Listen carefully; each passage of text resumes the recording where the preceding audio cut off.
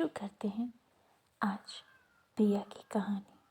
प्रिया जो कड़ाके की ठंड में बाहर बैठी इंतज़ार कर रही है अपने बच्चों का। प्रिया के 2 बच्चे हैं, एक रिया और एक रावत। रिया मात्र भी 6 साल की है और रावत 14 साल का। प्रिया के पति 3 साल पहले एक एक्सीडेंट में मारे गए थे। वो एक मजदूर है और इस समय उसकी स्थिति बहुत दयनीय है। बुखार से पीड़ित होने के कारण प्रिया काम पर जाने में असमर्थ है, इसलिए उसके दोनों बच्चे उसके काम पर गए हैं। वहाँ पर रिया और रावत एक जगह फंस गए हैं। वो काम कर कर लौट रहे थे और उन्हें कुछ आवाज़ें सुनाई दी। वो आवाज़ें कुछ चोरों की थीं। तब रावत ने वहाँ से गुज़रना रिया को लेकर ठीक नहीं समझा और वो वहाँ पर ही एक गुमटी के पीछे छिप गए और उन्होंने रात गुजारने का फैसला किया। यहाँ प्रिया इंतज़ार में बैठी है अपने दोनों बच्चों का।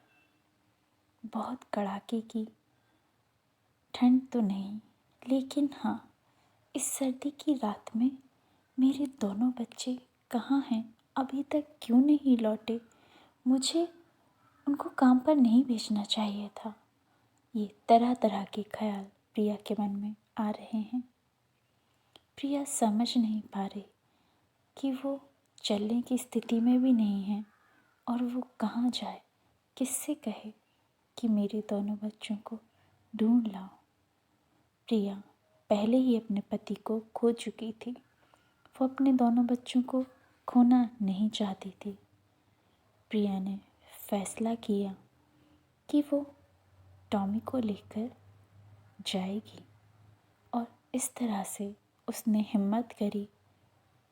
कम्बल को ओढ़ते हुए प्रिया ने धीरे धीरे चलना शुरू किया, पर कुछ समय के बाद वो थक गई और बैठ गई।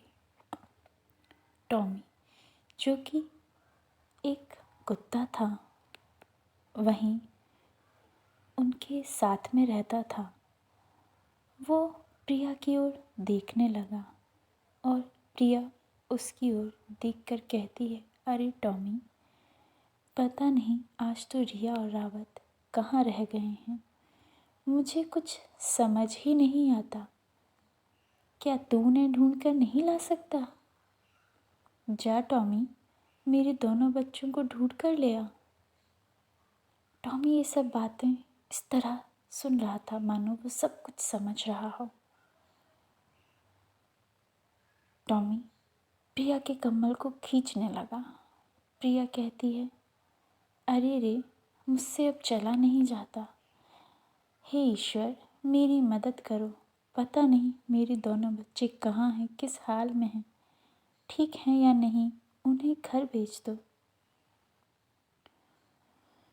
फिर टॉमी उठकर घर की ओर जाता है और वहाँ से दौड़ लगाता हुआ प्रिया की गुड़िया को लिए भागने लगता है।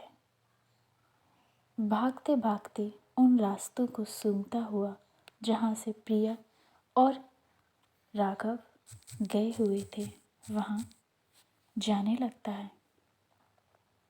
तभी उसे कुछ लोग दिखाई देते हैं जो रास्ते के किनारे कंबल ओढ़कर सो रहे थे और उसे वहाँ प्रिया और रावत की सुगंध सी मालूम पड़ती है और टॉमी भौंकने लगता है। टॉमी को भौंकता हुआ सुन रावत की नींद खुल जाती है और उसे ये आभास होता है कि शायद ये आवाज़ टॉमी की है। वहाँ से झांक कर के देखता है उस गुमटी के पीछे, जिस गुमटी के पीछे रिया और रावत छिपे हुए थे। तभी उन्हें टॉमी दिखाई देता है और टॉमी भागता हुआ उनके पास आ जाता है। रावत बहुत खुश हो जाता है कि अरे, टॉमी ने हमें ढूंढ लिया। उस समय करीबन रात के 1 या 2 बज रहे थे। तब रावत रिया को अपनी गोदी में उठाता है और धीरे धीरे से वहाँ से टॉमी के साथ में निकलने लगता है।